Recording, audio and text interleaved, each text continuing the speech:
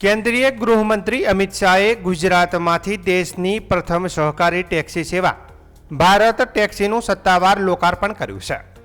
સહકારી ધોરણે શરૂ થયેલી આ પહેલનો મુખ્ય હેતુ ડ્રાઈવરોને વધુ સશક્ત બનાવવાનો અને મુસાફરોને વિશ્વસનીય સેવા આપવાનો અને પરિવહન ક્ષેત્રમાં નવા વિકલ્પની રચના કરવાનો છે। લોકાર્પણ પ્રસંગે ગૃહમંત્રી અમિત શાહે જણાવ્યું હતું કે વર્તમાન એગ્રીગેટર ટેક્સી પ્લેટફોર્મમાં ડ્રાઈવરો પાસેથી ઊંચું કમિશન વસૂલાતો હોવાની તેમજ અન્ય કામગીરી સંબંધિત પડકારોની ચર્ચા થઈ રહી છે। તેમણે ભારત ટેક્સી સહકારી મોડેલ પર આધારિત હોવાથી તેનો લાભ સીધો ડ્રાઈવર સુધી પહોંચશે। આ યોજનાની સૌથી મોટી વિશેષતા એ છે કે ભારતીય ટેક્સી સાથે જોડાનારા અંદાજે 7 લાખ ડ્રાઈવરો માત્ર સેવા પ્રદાતા નહીં પરંતુ ઇક્વિટી હિસ્સેદાર સ્ટેક હોલ્ડર પણ બનશે।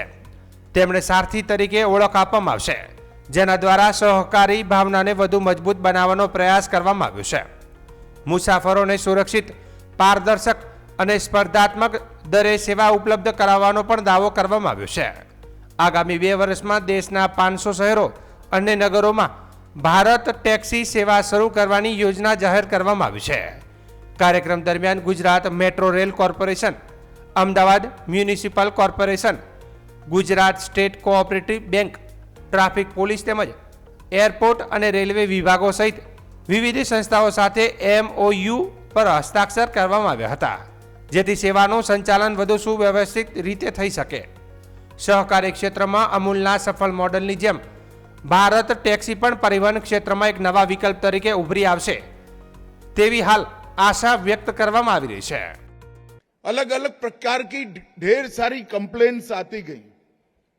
कहीं ड्राइवर के मुनाफे में से कमीशन ले लेते थे, कभी की कई दिनों तक मुनाफा किराया उन तक पहुंचता ही नहीं था। अचानक रजिस्ट्रेशन बंद कर देते थे किसी भी सुनवाई के बगैर।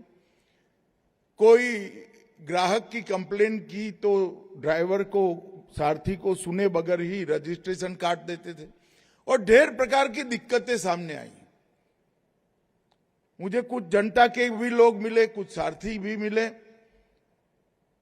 और फिर सोचा गया कि इसमें सरकार किस प्रकार का कानून बनाए, मगर कानून हमेशा समस्या का 100% समाधान नहीं होता है। फिर सोचा गया कि कोऑपरेटिव के मॉडल पर एक टैक्सी लाई जाए तो ये सारा शोषण का कारोबार अपने आप बंद हो जाएगा।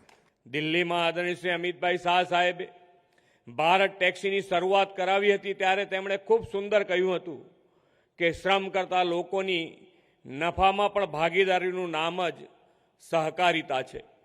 આ વિચારધારાનો લાભ ગુજરાતના અનેક ટેક્સી ચલાવનારાઓને પણ થશે।